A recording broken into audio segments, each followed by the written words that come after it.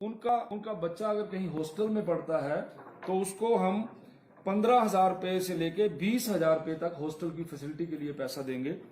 और मुख्यमंत्री आवास योजना में जो आते हैं उनको मुख्यमंत्री आवास योजना में जो पैसा मिलना है उसके अलावा BOCW द्वारा 1,50,000 रुपया एक्स्ट्रा उनको मकान बनाने के लिए हम लोग देंगे इसमें। इसी प्रकार से पहले बच्चे जो हमारे बेटे और बेटियां स्कूलों में पढ़ते थे, कॉलेज में पढ़ते थे, तो उनके लिए हमने डिफरेंट पैसे रखे हुए थे। जैसे उदाहरण के तौर पर 1ली से 8वीं तक पढ़ने वाले बच्चों को हम लड़कियों को 8,000 रुपया देते थे एक वर्ष का पर मंथ, एक साल का, और लड़कों को जो है वो 5,000 रुपया देते थे। लेकिन अभी हमने इस सारे सिस्टम को बदल के लड़के और लड़कियों को एक जैसा, तो उसमें 1ली से लेके 8वीं तक जो बच्चे पढ़ेंगे उनको 8400 पर एनम, 9th से लेके +2 तक पढ़ने वालों को 12,000 पर एनम, ग्रेजुएशन जो कर रहे हैं चाहे वो आर्ट्स में कर रहे हैं, कॉमर्स में कर रहे हैं और BBA में कर रहे हैं, उनको 36,000 रुपया पर एनम। इसी प्रकार से जो पोस्ट ग्रेजुएशन बच्चे करेंगे आर्ट्स और कॉमर्स में या साइंस स्ट्रीम के अंदर, जो आर्ट्स और कॉमर्स में करेंगे उनके लिए हमने 60,000 रुपया लगा रखा है, और जो ITI का कोर्स करेंगे उनके लिए 48,000 रुपया पर एनम हम देंगे। जो प्रोफेशनल कोर्सेज करेंगे, PhD करेंगे, रिसर्च का काम करेंगे, उनके लिए हमने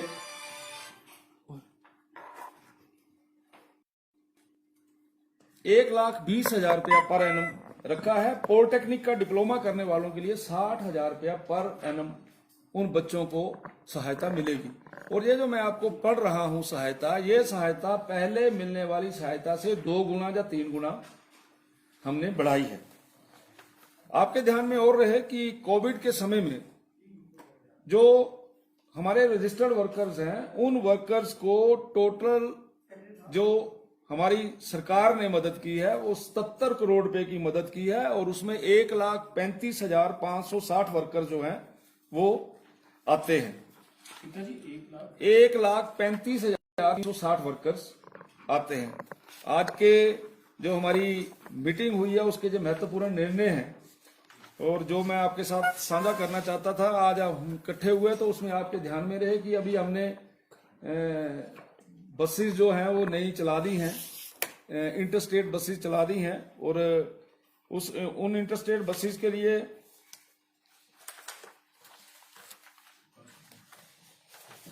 टोटल फिगर दे देता हूं ताकि इसमें आपको क्लियर हो जाए। हमारी टोटल सर्विसेज जो चल रही हैं वो 3,719 हैं, और विद इन स्टेट 3,011 हैं, इंटर स्टेट 708 हैं, और ये टोटल आज तक का आपका फिगर है। और ये आपके ध्यान में रहे कि 50% ऑक्यूपेंसी के लिए जो SOP बना है उसमें हम लोग कर रहे हैं। लेकिन इसमें आपको एक और साझा कर देता हूं कि ये ऑक्यूपेंसी जो है वो 40% हुई है। अभी जो अभी हमने स्टार्टिंग की है उसमें ऑक्यूपेंसी 40% हुई है। इसके अलावा अगर आपके मन में कोई प्रश्न है तो आप कर सकते हैं। जो आपका कामगार बोर्ड है, हाँ जी सर, इसमें कौन से किसको बेनिफिशियरी कौन है, मतलब कौन मेंबर बनते हैं इसके, कौन फायदा उठा सकता है? जे 2 चीजें अलग अलग हैं, दोनों चीजों को समझने की कोशिश करिए। आपके गांव में मनरेगा में काम करने वाला कामगार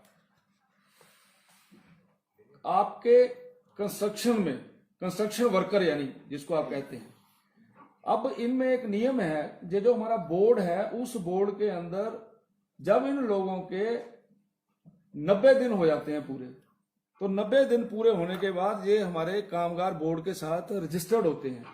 जिनके 90 दिन पूरे हो जाते हैं, ये जो मैंने अभी आपके साथ कुछ महत्वपूर्ण स्कीमों के बारे में इसका अभी बताया है, उन सब को, उनके बच्चों को इसका बेनिफिट मिलता है।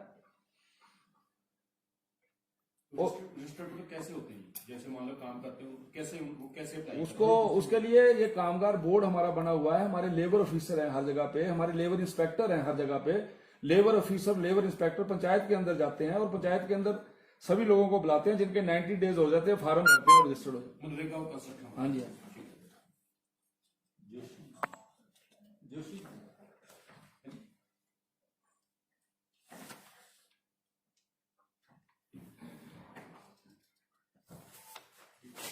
सर एक दिक्कत आ रही है, जैसे जिन्होंने लर्निंग लाइसेंस जो 6 महीने पहले बनाए, हाँ जी, हाँ जी। ठीक है, बीच में कोविड की वजह से जो है नहीं हो पाए, अब कंप्यूटर उसको जो सॉफ्टवेयर है वो नहीं ले रहा है, तो उसमें कोई लीव दे के, नहीं तो कोई 40-50 हजार लोग हैं जिनको दोबारा फीस फिर भरनी पड़ती है। हमारे पास ऐसे केसेस आए हैं, हम कोशिश कर रहे हैं उसमें कुछ ना कुछ अमेंड करके उसको ठीक करें। अभी तक तो हम कुछ नहीं कर पाए, क्योंकि अल्टीमेटली आपको पता है वो सारे का सारा मैकेनिज्म ऐसा बना हुआ है, तो उस कारण से उसमें दिक्कत आ रही है। लेकिन ये भी सच्चाई है कि उसके कारण लोगों के कईयों को दोबारा से वो सारा करना पड़ेगा।